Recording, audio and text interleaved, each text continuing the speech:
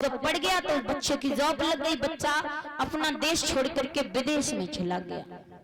Baby घर में आ गई, विदेश में बच्चा जब शादी हुई तो मैया ने सोचा अब चलो, अब लड़का था, बहू घर में आ गई, अब तो अच्छे से जिंदगी कटेगी, बेटा हमारी सेवा करेगा, बहू सेवा करेगी। अब जब शादी हो गई तो बहू की वो लड़के की, तो लड़का अपनी बीवी को लेकर के और कहा माँ अब ऐसा करो, हमें गांव में अच्छा नहीं लगता है, हम अपने शहर में कहीं रहने जाएंगे।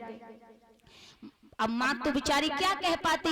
अब बच्चा लड़का था अपनी बहू को लेकर के शहर में चला गया, शहर में विदेश में चला गया, बच्चे हुए धीरे धीरे। लेकिन माँ का इतना बड़ा दुर्भाग्य कि जो लड़के के लड़का बच्चे हुए हैं उन्हें भी नहीं देख पा रही है। विदेश में ही बच्चों को पैदा किया लड़कों ने, लड़के ने जाकर के विदेश में ही बच्चे पैदा किए, वही रहने लगा, घर मकान सब वहीं पर बन गया। माँ बाप गांव में रह रहे हैं। अब मैया बूढ़ी सोची थी कि बेटा बड़ा होगा सेवा करेगा, बहू आएगी सेवा करेगी, पर बहू को लेकर बेटा विदेश में रहने लगा। अब विदेश में रहने लगा माताओं, बहुत समय हो गया, धीरे धीरे उस लड़के का पिता जो था खत्म हो गया। अब माँ वो रह गई अकेली, बुढ़ापा आ गया माँ के शरीर पर, माँ वृद्ध हो गई। धीरे धीरे बेटा विदेश में रह रहा है, समय बहुत व्यतीत हो गया। अब माँ सोच रही है भला बेटा आ जाता तो अच्छा रहता, क्योंकि पति तो है नहीं, दुनिया से गुजर गया। माँ ने अपने बच्चे को फोन लगाया और कहा बेटा अब देखो तुम्हारे पिताजी तो है नहीं, रहे नहीं है, अब ऐसा करो तुम घर पे आ जाओ। बेटा फोन उठाता है, कहता है माँ अभी तो मुझे देख समय नहीं है, बच्चों की पढ़ाई भी चल रही है और अभी मुझे बिल्कुल समय नहीं है, छुट्टी भी नहीं मिलेगी, नहीं आ पाऊंगा। फोन रख दिया, फिर फोन किया, माँ अभी समय नहीं है, अभी नहीं आ पाऊंगा। धीरे धीरे फोन करते करते करते करते माँ पर इतना बुढ़ापा आ गया, इतना बुढ़ापा आ गया कि माता हाथ पैर भी नहीं चलते, हाथ पैर भी चलना बंद हो गए, इतना बुढ़ापा आ गया, फोन भी नहीं कर पाती। अब तो इतना बुढ़ापा आया, इतना बुढ़ापा आया कि वो वृद्ध मैया, पति भी खत्म हो गया, उसके बाद में खुद भी स्वर्ग धाम लोक के लिए जा बसी। अब कोई नहीं रहा। अब धीरे धीरे उस लड़के को विदेश में रहते कई वर्ष हो गए, माँ बाप का कोई ख्याल नहीं है। एक दिन वही लड़का घर में भोजन कर रहा था, टीवी चल रही थी और टीवी आस्था चैनल लग गया, किसी तरह से धोखे में क्या हो गया, लग गया। पंडित जी भागवत कह रहे हैं चैनल पर। अब उसमें ऐसे ही माँ बाप का प्रसंग छिड़ गया होगा, शास्त्री जी कह रहे होंगे, माँ और बेटे का प्रसंग छिड़ गया, जैसे यहाँ कथा चल रही है। तो अचानक उस बेटे ने उस टीवी की तरफ ध्यान किया, माँ और बेटे का प्रसंग चल रहा था और उसके दिमाग में वही प्रसंग घुस गया। एकदम दिमाग में झटका लगा कि मेरी माँ मुझे कई बार फोन करके बुलाती रही, कई बार बुलाती रही, पर मुझे टाइम ही नहीं मिला जो माँ के पास पहुंच पाता। आज मैं अपनी पत्नी से बोला अब आज तो नहीं, कल टिकट कटाऊंगा, कल सुबह ही अपने माँ बाप के पास जाऊंगा। सुबह चला, टिकट कटाया, गांव में आया। अब जब गांव में आया तो गांव वाले लोगों ने तो देखा, क्योंकि उन्हें तो पता था इसके माँ बाप नहीं रहे इस दुनिया में। गांव वाले लोगों ने देखा, नीचे को गर्दन डाल ली। अब वो लड़का राम राम कर रहा है गांव के लोगों से, गांव वाले लोगों ने उसकी राम राम भी नहीं ली। क्यों? कि जियत जिंदा माँ बाप को देखने नहीं आया और अब गांव में मुंह दिखाने आया है, लोग उसके मुंह की तरफ भी नहीं देख रहे। अब घर पे गया, जिस घर में माँ बाप रहते थे उस घर में पहुंचा तो क्या देखा है कि जहाँ पे रह रहे थे झोपड़ी पड़ी थी, उसमें ताला पड़ा है, ताला पड़ा है। गांव वाले लोगों से पूछा, कोई कुछ नहीं बोला, ताला तोड़ा और जब ताला तोड़ा चारपाई पड़ी है, चारपाई पड़ी है, उस पे कपड़े पड़े हैं। लोगों ने बताया कि बेटा तुम्हारी माँ तो इस दुनिया में रही नहीं। अब जब लड़का अंदर झोपड़ी में घुसा तो उस झोपड़ी में कुछ और नहीं मिला माताओं। जिस चारपाई पर, जिस टूटी चारपाई पर, जिस बिस्तर पर, जिन कपड़ों पर वो माँ सोती थी, वही कपड़े चारपाई पर पड़े हैं। लड़का को ध्यान आ गया मेरी माँ इस दुनिया में नहीं रही। उन्हीं कपड़ों पर मुड़ रख करके इतना रोया, इतना रोया, बगल में लगा करके कि मेरी माँ मुझे जिंदा पे बुलाती रही, मैं ना आ पाया। कपड़ों को देखा तो उन्हीं कपड़ों में एक कागज निकला, कागज को खोल करके पढ़ा तो कागज में कुछ लिखा था। कागज में लिखा था कि बेटा मैं तुझे जीते जी बुलाती रही, तू नहीं आया, लेकिन मेरे लाल मुझे फिक्र अपनी नहीं, मुझे फिक्र तो तेरी है और तेरी ही रहेगी। तू अपना ध्यान रखना, क्योंकि जब मैंने जन्म दिया था, जब से तुझे पाला पढ़ाया बड़ा किया, बड़े कष्ट सहन किए थे मेरे लाल। और जब तू छोटा था ना, तो तू बच्चों में एक दिन खेल रहा था, गिल्ली और डंडे का खेल तू खेल रहा था, तो एक दिन धोखे से गिल्ली से तेरी आंख फूट गई थी मेरे लाल। उस डॉक्टर को दिखाने के लिए मैं तेरी आंख गई, तो डॉक्टर ने एक जवाब दे दिया कि इस बच्चे की आंख ठीक नहीं होगी, अगर इसे कोई अपनी आंख दे दे तो इसकी आंख ठीक हो जाएगी। लाला, बुढ़ापे में मैंने तुझे अपनी आंख दे करके और तुझे आंख वाला बनाया, मैं अंधी बनी थी मात्र तेरे खातिर मेरे लाल। तूने मेरा तो ख्याल न रखा है, लेकिन तू अपना ख्याल और इस अपनी आंख का ख्याल जरूर रखना।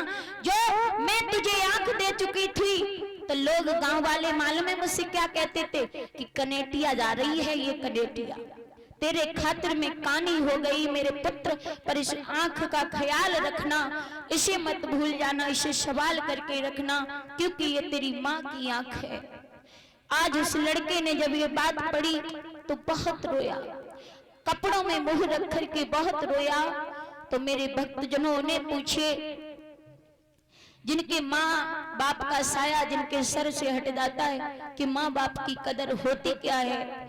आज भगवान कन्हैया जब मथुरा के लिए जा रहे हैं तो यशोदा रोती है, कहने लगी पुत्र हम तुम्हारे बगैर कैसे जी पाएंगे, वो तो भगवान है। लेकिन आजकल के साधारण इंसान भगवान की बात को भी नहीं समझते हैं कि त्रिलोकीनाथ ने भी भगवान ने भी अपनी माँ को कष्ट नहीं दिया था। भगवान जब मथुरा जाते हैं तो यशोदा कहने लगी है लाला तेरे बगैर मैं नहीं जी पाऊंगी, तू मुझसे झूठ बोला है कि मैं परसों आऊंगा, लेकिन तू नहीं आएगा, मेरी बात सुन। और क्या बोली यशोदा रो कर,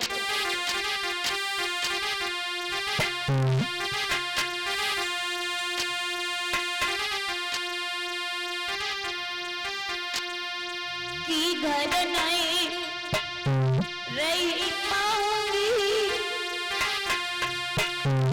कि घर नहीं पाऊंगी, और मथुरा संग चलूंगी।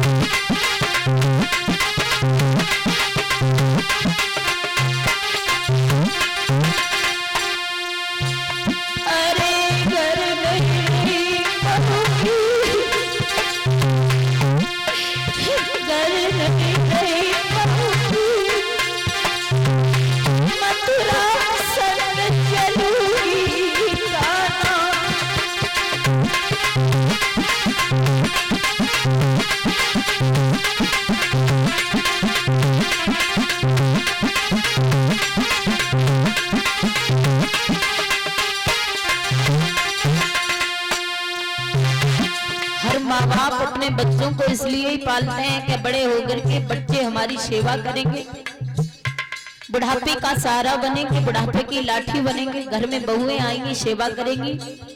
और वही पुत्र अगर माँ बाप को बुढ़ापे में छोड़ जाएं तो रोटियां भी न दें, तो माँ बाप को पूछिए कितना कष्ट होता है।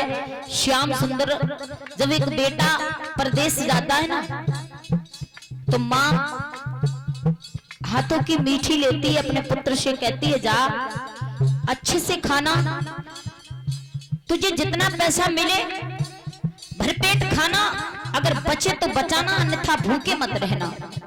जब बच्चा बाहर से कमाई करके आता है, परदेश से लड़का कमाई करके आता है ना, तो माताओं पिता भी सोचता है बेटा कमाई करके लाया होगा, बहन भी, पत्नी भी, भाई भी, लेकिन घर में एक ही व्यक्ति ऐसा होता है जो कमाई का भूखा नहीं, वो अपने कलेजे का टुकड़ा जो होता है बेटा, उसका भूखा होता है, वो कोई और नहीं माँ होती है।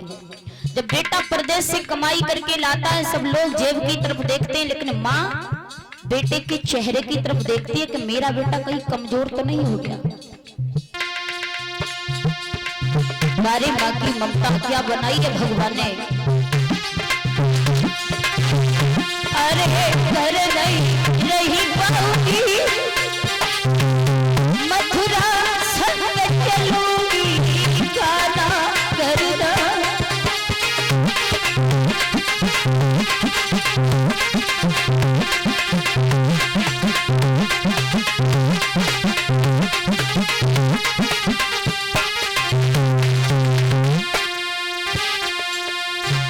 अरे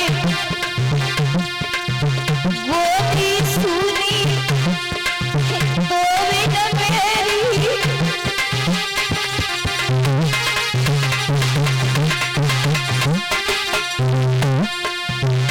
और सुरती न भूलूं कन्हैया तेरी,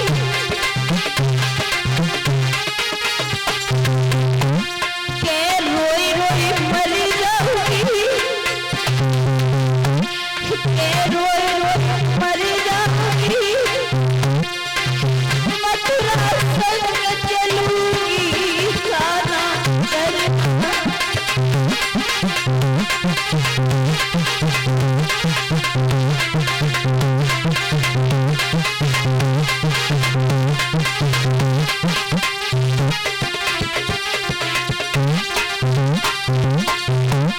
मैया बोली कन्हैया पहले तो मुझे तू एक बात बता कि जब जब तुझे भूख लगती थी तो तू मुझसे कहता था माँ मुझे माखन मिश्री दे दो, और मैं कहती थी तू अपने हाथ से खा ले, तो तू कहता था माँ जब तक मुझे तुम अपने हाथों से नहीं खिलाती हो तब तक मेरी भूख नहीं मिटती है। और ये सच बात है भक्तों, हम और आप चाहे कितने भी मेवा मिष्ठान क्यों न खाएं, और माँ होती है ना, माँ अगर हमें नमक की रोटी भी अगर खिला दे, नमक से सब्जी नहीं नमक से अगर खिला दे, तो परीक्षित जी महाराज न जाने माँ के हाथों में ऐसा कौन सा जादू है जो माँ के किए हुई हाथों की रोटी इतनी स्वादिष्ट लगती है कि जो सब्जी में आनंद नहीं है वो उस रूखी रोटी में आनंद मिलता है।